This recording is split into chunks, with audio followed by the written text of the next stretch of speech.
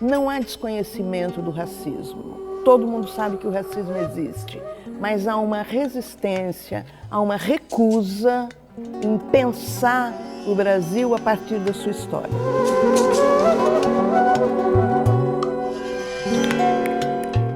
Porque, historicamente, a nossa relação de dominação, de expropriação das terras, de genocídio. Foram 500 anos de massacre, de racismo, preconceito e que continua ainda. Quer dizer, práticas que vão reproduzir, em última análise, esse processo de gênese da violência estrutural que formou a identidade latino-americana e que tem como base a anulação direta e real da vontade do outro. Ao mesmo tempo que esta outra população chegava como mão de obra, como trabalhador escravo. Cada 10 anos da história do Brasil, 7 anos foram vividos sob o regime de escravidão. Cerca de 100 etnias negro-africanas foram trazidas durante aqueles 3 séculos e meio. Não é possível pensar o Brasil se a gente não pensar que ele foi fundado na violência, fundamentalmente na violência contra negros e indígenas. Entre o extermínio absoluto e a sutil colonização cotidiana que a gente dá nos mais diferentes passos e olhares, existe toda uma gama de coisas. E a psicologia, infelizmente, já foi e ainda é usada para essas formas de controle social.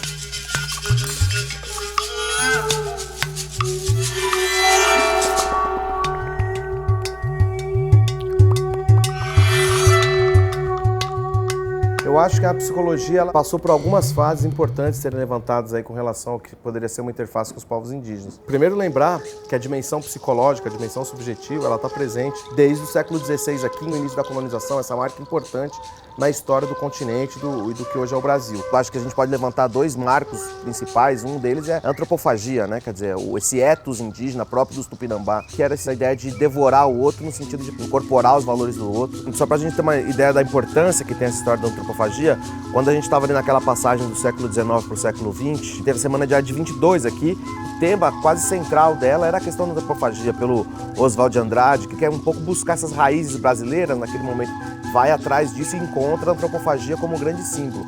Então é uma coisa bastante central no que a gente pode chamar de uma psicologia do povo brasileiro, né? Num segundo momento, também é importante ressaltar a história do imaginário nacional, quer dizer, a construção do imaginário nacional passa diretamente pela questão dos povos indígenas, né?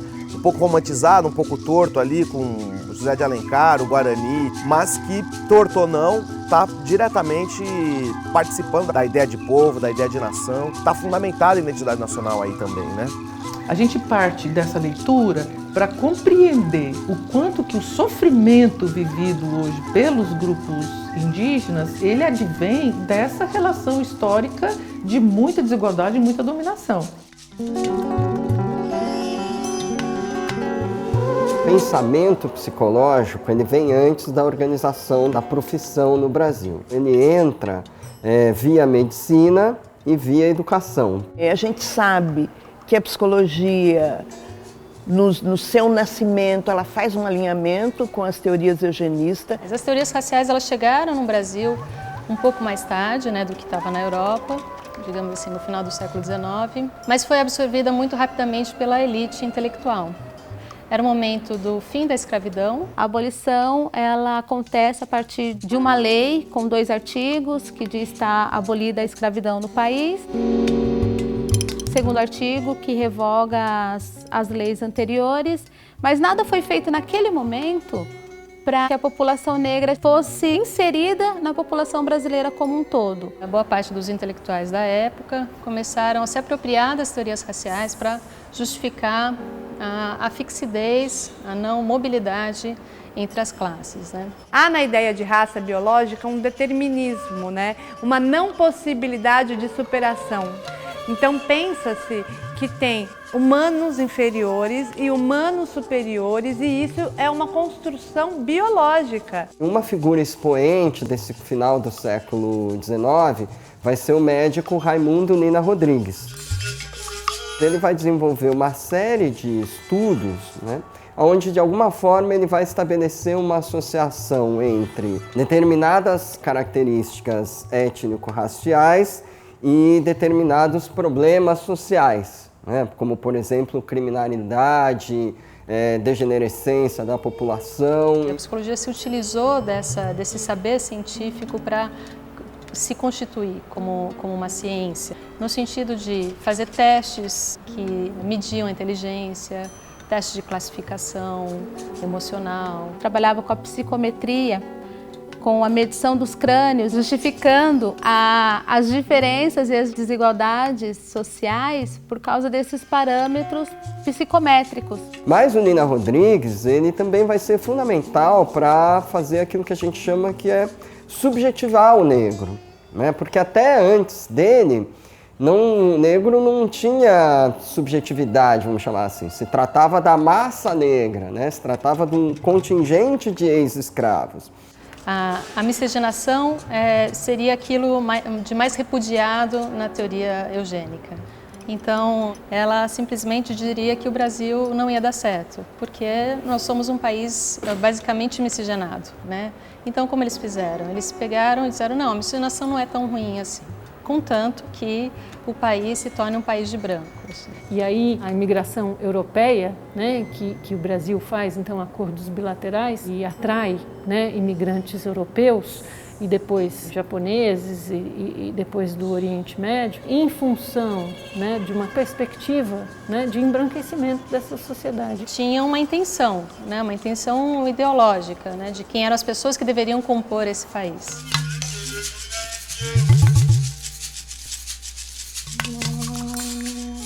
Você vai ter no começo do século XX muitos intelectuais que vão se dedicar à psicologia. A psicologia também se funda nos estudos das relações étnico-raciais, porque os primeiros cursos de psicologia social no Brasil são oferecidos por pessoas que estão ligadas ao estudo dessa temática. Então você vai ter aqui em São Paulo o médico Raul Brickett, depois você vai ter o Arthur Ramos, discípulo do Nina Rodrigues.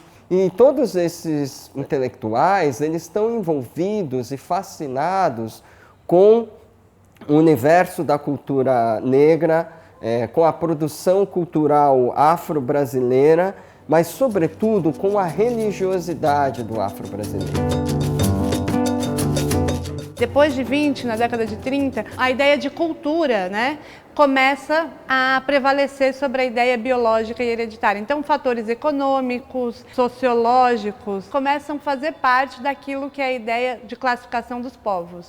E aí, o maior representante disso no Brasil é o Gilberto Freire, que bebe no Franz Boas, que é um culturalista, e traz para o Brasil essa ideia de que não existe raça biológica, mas existe culturas inferiores e superiores. E a partir dessa ideia de cultura, ele fala, eu tenho que valorizar a miscigenação. Mas de uma forma muito hierárquica, né?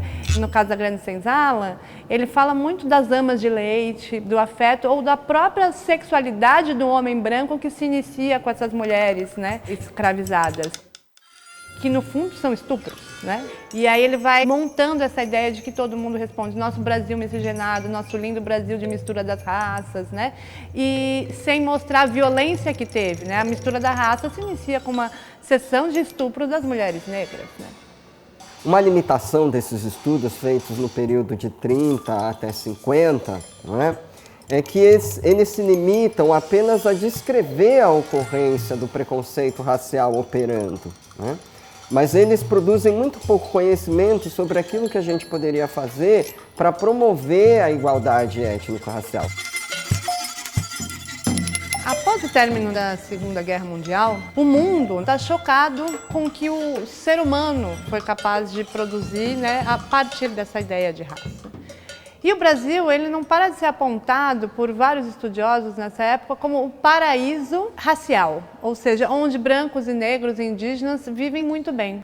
E aí o projeto Unesco tem a intenção de tentar entender que tipo de relação se construiu aqui e por que as relações raciais brasileiras, elas são harmoniosas. Em 1955, então, sai o livro dos resultados desse estudo da Unesco em São Paulo, organizado pelo Roger Bastide e Florestan Fernandes, com a participação da Daniela Ginsberg e a Virgínia Leone Bicudo.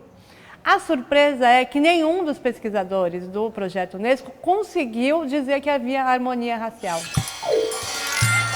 A derivação desses estudos, né, ela irá ajudar a destruir a ideia de que no Brasil não haveria preconceito.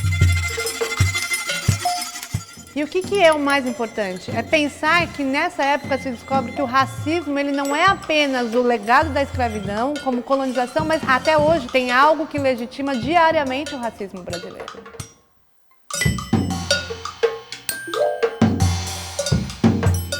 Os estudos de interculturalidade, eles vão tentar compreender, ainda mais na psicologia, que forma que acontecem as relações entre grupos diferentes culturalmente. Quando que se dá de forma violenta, quando que a hierarquia vai mostrar uma diferença de posições na sociedade.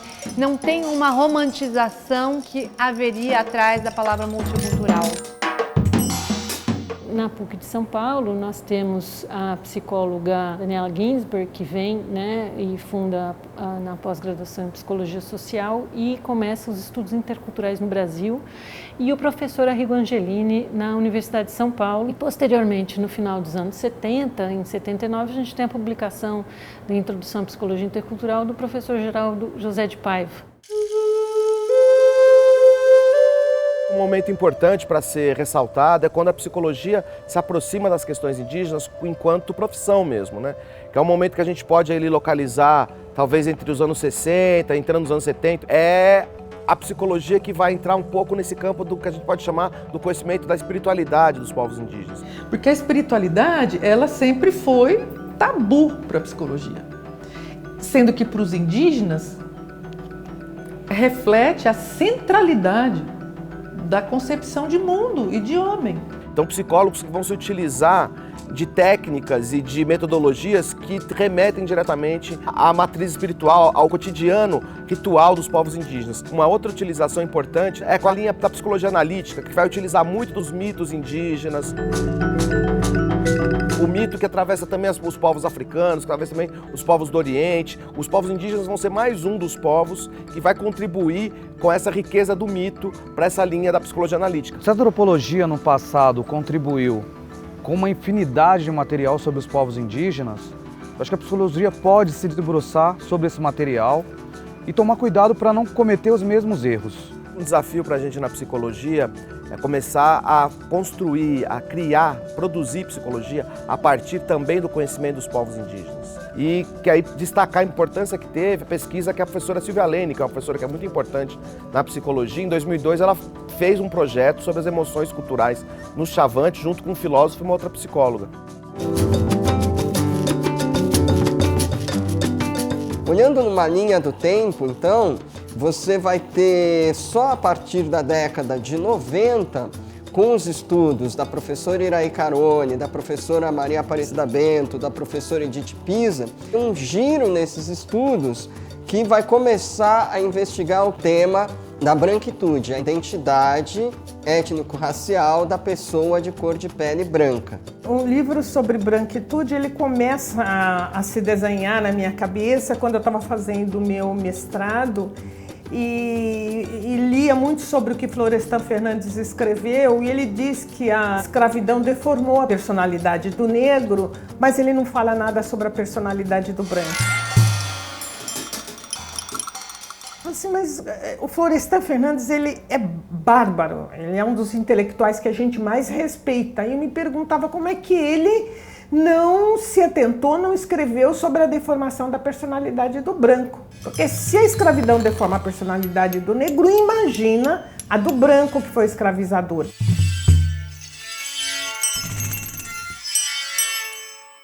E as pessoas não gostavam muito dessa discussão, né? Porque ele é muito respeitado no movimento negro, nos territórios progressistas, e eu respeito ele, mas eu só pensava, se um cara dessa envergadura, com essa visão que o Florestan Fernandes tinha, não consegue ver o lugar do branco nas relações raciais brasileiras, a gente precisa prestar atenção nisso.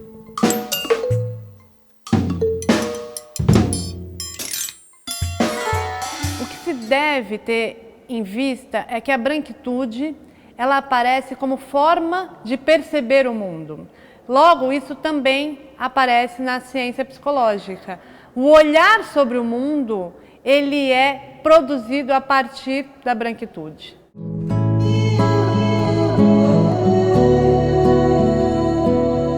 Em tempos mais contemporâneos, o sistema Conselhos de Psicologia rapidamente respondeu a esta demanda colocada pela sociedade de pensar as relações étnico-raciais e se organizou, produziu conhecimento, produziu normativas e portarias para lidar com isso. Um momento importante foi quando a Comissão Nacional de Direitos Humanos, coordenada por Marcos Vinícius de Oliveira, pautou a questão racial e a discriminação racial. A nossa orientação política foi de discutir a subjetivação do preconceito na forma de sofrimento, o que gerou uma das campanhas mais bonitas do Conselho Federal em todos os tempos.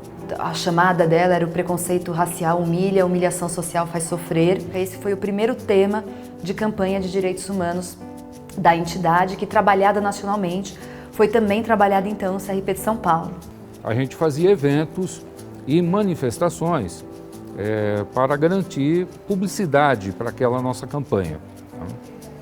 E aí eu diria que ocorreu um dos momentos assim, mais preciosos da minha gestão e do qual eu, como presidente do Conselho, tive a sorte e a honra de participar. Nós optamos por fazer o lançamento no Fórum Social Mundial e os nossos companheiros de Porto Alegre convidaram o movimento negro de Porto Alegre e uma população quilombola que vive ali no entorno de algumas comunidades e que atenderam prontamente. E o clima foi ficando um clima de muita emoção e eu me aproveitei, evidentemente, desse clima todo para fazer a minha fala, dizendo que o Conselho Federal, naquele momento, com o lançamento da campanha, se associava a essa questão. E eu lembro de ter terminado com a frase que zumbi está vivo, está aqui entre nós. Tá? E foi apoteótico. E nós tivemos eventos e manifestações em todo o Brasil. E ela foi uma campanha de sucesso, porque ela repercutiu muito.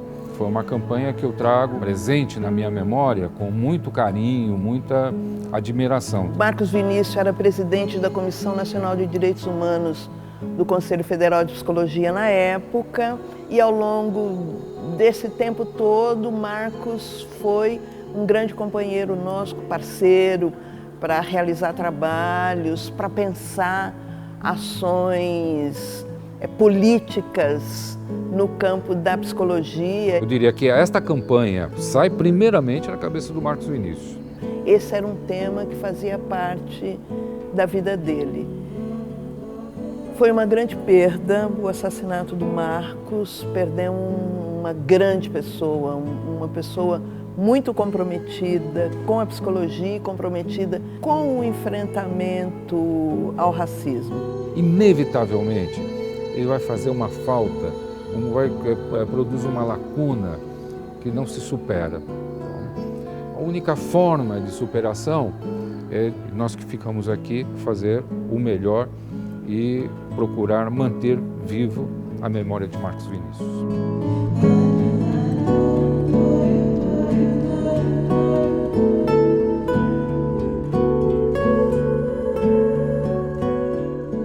Depois que a campanha foi aprovada, o representante do CRP de Brasília, Edmar Carusca, me procura e diz: Jesus, que tal a gente fazer o texto de uma resolução? Porque aí a gente amarra. Além de ter a campanha, a gente também tem uma resolução que possa orientar a categoria. E a gente, assim, fez o primeiro texto, ou o texto inicial dessa resolução 018, que foi encaminhada para o CFP e depois de trabalhada foi publicada ainda esse mesmo ano de 2002. Uma resolução importante que marca a necessidade como princípio ético da atuação profissional, o compromisso com o combate ao racismo, né, o enfrentamento ao racismo como um princípio ético do exercício profissional. De maneira bem sucinta, ela diz que o profissional da psicologia ele não pode nem promover o racismo, nem ser conivente com eles.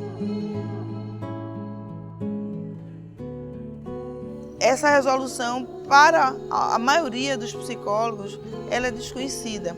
Então, na realidade, a gente vem nos espaços de discussão ainda pautando o acesso da categoria a essa resolução.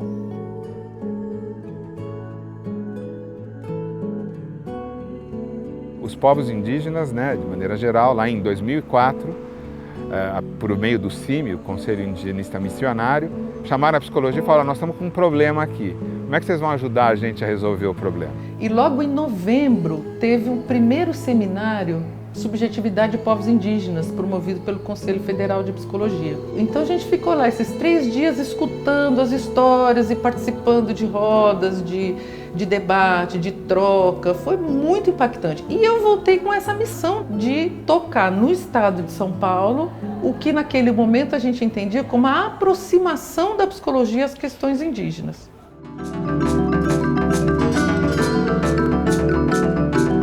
Então nós passamos um ano mandando cartas, tentando descobrir aonde existiam psicólogos. Apareceram 3, depois de um ano. Aí nós sentamos ali poucos, eu, Lumena, Teixeira e tal, e começamos a procurar por uma interface com outras disciplinas que têm mais tradição, como a antropologia, a história, e começamos então a estabelecer interlocuções.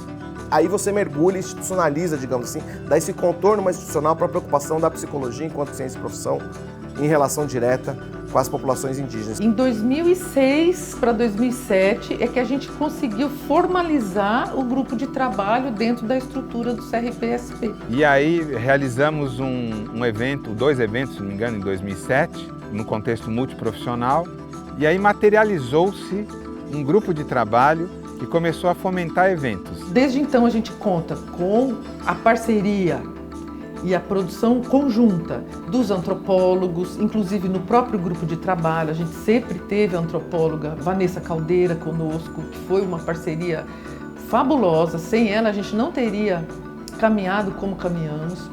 Além das lideranças e dos professores indígenas para construir conosco as diretrizes para esse trabalho.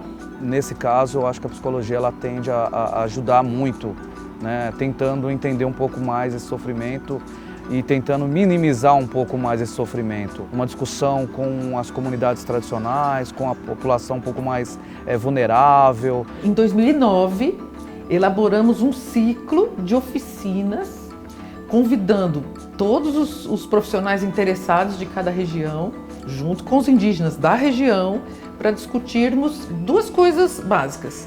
Qual o papel de cada um na constituição de uma rede de atenção à pessoa indígena e qual seria, na visão dos presentes, o papel do psicólogo nessa rede. Isso é um momento muito importante que culmina em 2010 com o lançamento de um livro, que é o livro Psicologia de Povos Indígenas, que traz contribuições muito importantes, onde eu destacaria a participação de diferentes profissionais e a participação de lideranças indígenas. Sempre em nossos eventos havia uma mesa em que estavam ali as lideranças indígenas para apresentar a sua interlocução, o seu entendimento, suas necessidades. Esse livro ele foi construído por 500 pessoas, porque foram todos os participantes das oficinas.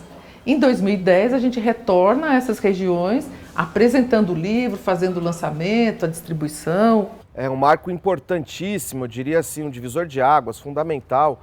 É a participação da Valdelice Veron, uma líder, uma mulher maravilhosa, guerreira do povo Guarani Kaiowá, na nossa mostra de 50 anos da psicologia em 2012. Essa homenagem não é só para mim.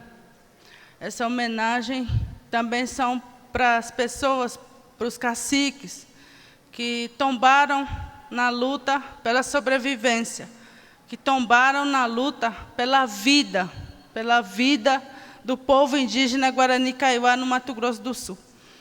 E hoje nós estamos construindo um diálogo intercultural, um diálogo de conhecimento junto com a psicologia. A partir desse momento, a gente entende que a psicologia deve estar ao lado dos povos em luta por território, não só dos povos indígenas, como de todos os povos em luta por território. Se no primeiro momento a gente teve como referência aquelas demandas iniciais dos indígenas aldeados, no decorrer do processo, a gente foi incluindo também as demandas dos indígenas em contexto urbano. Eu, como articulador dentro da cidade de São Paulo, percebo que muitas vezes, né, a gente acaba sendo um emigrante dentro do próprio país. É como se você estivesse chegando para um país que não é seu.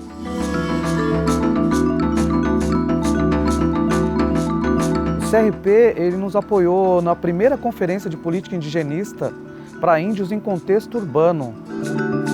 Isso é um fator a ser destacado porque no imaginário social o indígena é aquele que está lá na aldeia, né? Só que existem problemáticas importantíssimas e um número considerável de indígenas em contexto urbano. Existem índios vivendo na cidade em decorrência de muitos processos históricos. Migração, retirada dos territórios tradicionais, perseguição política e muitas outras questões.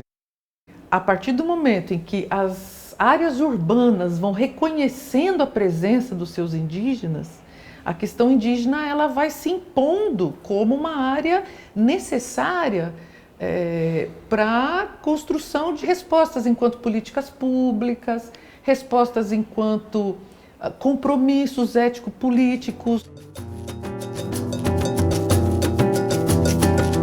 Ainda quando éramos um grupo candidato à gestão do CRP em 2013, nós acho que começamos a pensar e a refletir sobre como essa gestão ia tratar ou contribuir para que a psicologia avançasse em relação a essa temática. A gente tinha uma história de produção de algumas contribuições dos conselhos de psicologia em torno da questão racial, mas uma avaliação de que essa temática era tratada de forma pontual. Naquele momento, em diálogo com o movimento negro, em diálogo com um grupo de psicólogas e psicólogos negros que vinham tratando também dessa temática, que tratam historicamente dessa temática, fomos discutir com eles o que era preciso para avançar. E o que eles falavam para nós naquele momento era da necessidade da gente tratar dessa temática de uma forma mais estrutural e o reconhecimento do racismo como uma questão importante na estruturação das desigualdades que se constituem na sociedade brasileira. Então éramos provocados a pensar que se nós não parássemos para identificar e refletir sobre o racismo que está presente na própria instituição, nas nossas práticas, nos modos de pensar, etc., nós também não poderíamos avançar na direção de ter um projeto para a psicologia que pudesse se comprometer com o combate ao racismo. Essa gestão assume que a psicologia é uma ciência racista. Essa gestão assume que o Conselho de Psicologia é uma entidade que pratica o racismo institucional. E a partir do momento em que assume isso, aceita olhar para si mesma e ver como é que se enfrenta esse fenômeno. Porque ele existe e até então sempre foi muito melindroso falar disso. Era preciso a gente reconhecer na própria entidade, nas práticas das entidades, as marcas e as expressões do racismo que historicamente se constitui na nossa sociedade. Então se compromete a enfrentar isso que acontece no dia a dia, nas relações, nas práticas, nas normas.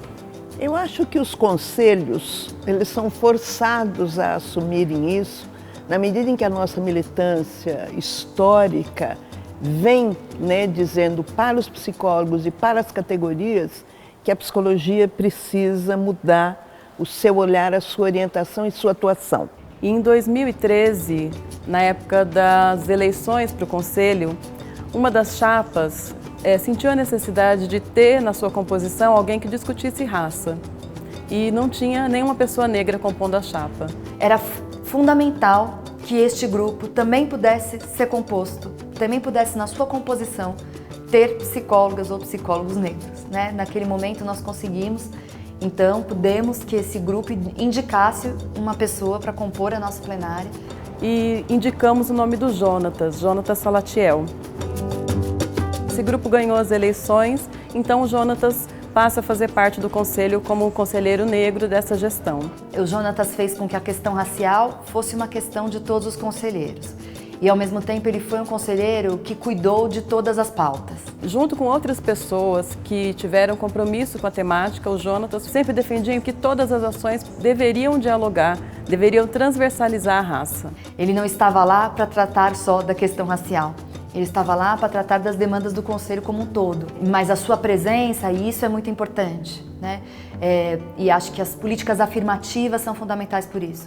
A presença de um conselheiro negro na constituição da plenária nos pauta essa questão, nos torna visível esta questão.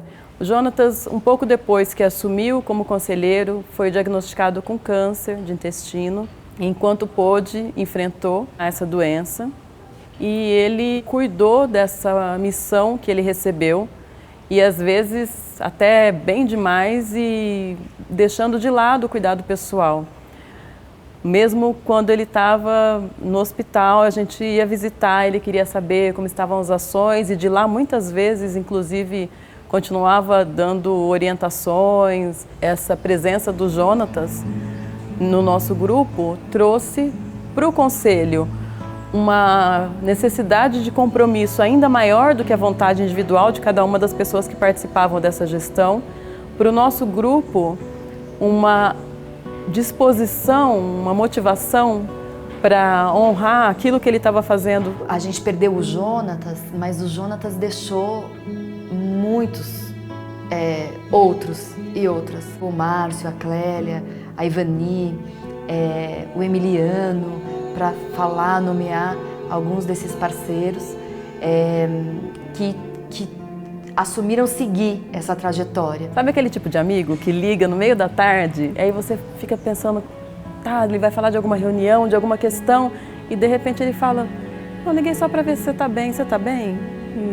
E esse estilo do Jonatas, essa forma generosa, doce, firme, ele emprestou para o grupo. Eu penso que esse grupo tem muito do Jonatas.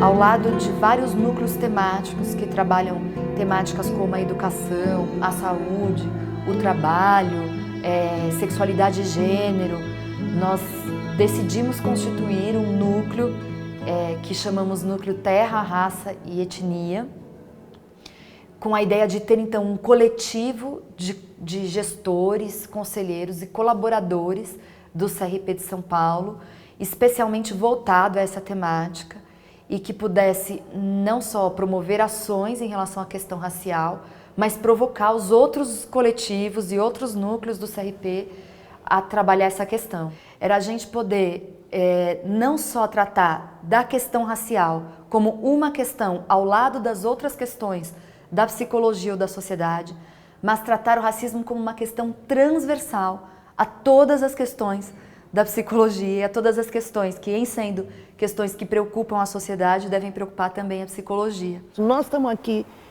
numa grande maioria para poder fazer frente, para poder buscar mudanças. E os indígenas também o fazem, mas eles não chegam a 1 milhão.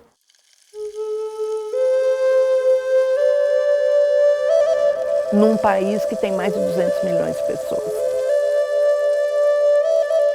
Tem grupos como os Camaiorá, por exemplo, são 400 pessoas. Né? Quer dizer, são grupos que têm a sua cultura totalmente preservada e um grupo muito pequeno.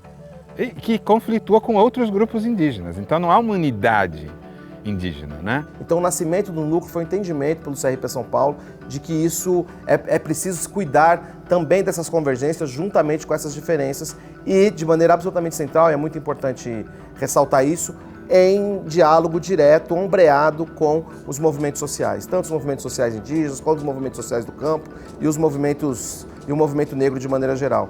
E talvez seja este lugar que nós ocupamos, uma possibilidade de manutenção do diálogo existente entre a ciência e essas diferentes culturas. Uma psicologia que quer trabalhar e quer contribuir com a garantia de direitos à população indígena e que quer garantir também à população negra esta garantia de direitos no horizonte de uma sociedade igualitária, democrática, precisa reconhecer especificidades desses dois campos. E o CRP de São Paulo, por exemplo, tem feito campanhas em discussões novas. A gente vinha discutindo o aspecto clínico por muito tempo. A psicologia, a gente fez algumas discussões no campo do debate sobre a violência policial. A gente fez algumas discussões sobre a atuação de profissionais em áreas e essa temática como horizonte, para fazer com que a gente efetivamente enfrente esse fenômeno que traz problemas para todos, brancos, negros, indígenas, enfim, todos nós. E agora nós temos uma outra fase que há um aprofundamento desse momento, um aprofundamento dessa fase inicial, que é o entendimento das organizações e dos movimentos indígenas como parceiros diretos da psicologia, numa construção mais igualitária, mais horizontal, de quem tentar criar referências e campo para a atuação do psicólogo. A psicologia, na perspectiva do conselho, do trabalho que a gente vem fazendo, é uma psicologia que se alia aos direitos humanos e às lutas ético-políticas de todo e qualquer grupo em desvantagem social. Nós tínhamos recém lançado um livro que chamava Verdade é Revolucionária e que era um livro onde a psicologia também reconhecia a necessidade do direito à história, à memória, e com isso denunciava os impactos da violência de Estado. E pretendíamos então seguir com a violência de Estado como um tema importante, um tema central da nossa então campanha de direitos humanos, que vai trabalhar a violência de Estado nas suas várias formas, né, pegando as instituições que reproduzem violência de Estado, pegando diferentes práticas de cuidado que promovidas, na verdade, reproduzem violência de Estado. Antes de nós lançarmos a campanha de direitos humanos, nós fizemos debates sobre a questão do genocídio da população negra. Esse debate, inclusive, resulta em um caderno temático que é lançado ainda no início da gestão, que dispara o tema. E quando, então, nós lançamos, um ano e pouco depois, a campanha, ela já tinha um acúmulo dessa discussão que foi essencial para a constituição, para o alinhamento da campanha neste momento. Vamos também construindo ao longo da gestão ações em parceria com a AMPCINEP, que é a Associação Nacional de Psicólogas e Psicólogos Negros. Realizamos um evento histórico no Conselho, em apoio à AMPCINEP, um evento muito cheio que discutia racismo, homofobia, um evento que as pessoas não cabiam no auditório, então elas estavam na recepção assistindo pelo computador o evento que estava acontecendo ali embaixo. E que para nós foi algo muito significativo, porque a nossa sociedade, a categoria, tende a não aderir à discussão da temática sobre a questão racial. E a gente tem percebido cada vez mais um envolvimento da categoria quando nós pautamos a temática racial. Um deles que eu gostaria de destacar foi um evento que realizamos no final do ano passado, em agosto, chamado Discriminações e Sofrimento Psíquico, trazendo o link do racismo, da homofobia e do sexismo na vida das pessoas. Foi um evento que teve muito sucesso, uma grande participação da categoria, da sociedade, dos estudantes. A partir desse evento, alguns estudantes começaram a se organizar para cobrar das suas instituições de ensino alguma disciplina que faça essa discussão. Nos nossos encontros, já ocorreu de recebermos estudantes de algumas universidades que estão concluindo a graduação em psicologia e percebem o racismo dentro do atendimento quando eles vão estagiar e se sentem desamparados por não ter teoria que ampare, que discuta. Quando nós pensamos em formar psicólogos para lidar com essa realidade complexa que é a realidade brasileira, nós temos que ver que para falar das questões indígenas, das questões africanas, nós temos poucas pessoas preparadas para isso. Nós temos que incentivar um preparo de agentes capazes de realizar essa tarefa. Uma mulher estava sendo atendida por um estagiário de psicologia e ela chega a relatar para ele: olha, eu não consigo falar do meu racismo para você porque você é um homem branco. Quando essa situação, esse relato foi levado para a sala de aula para discutir com professores, entender como que poderia proceder esse atendimento, o professor teve uma análise dizendo que quem era racista era a moça. A mulher negra que não conseguia conversar com o estagiário de psicologia branco. Ouvindo isso em sala de aula, essas alunas vêm até a gente e falam, vem pedir ajuda, olha, a gente tô vendo que não está certo, eu sinto que não é legal, mas eu não consigo dizer o porquê.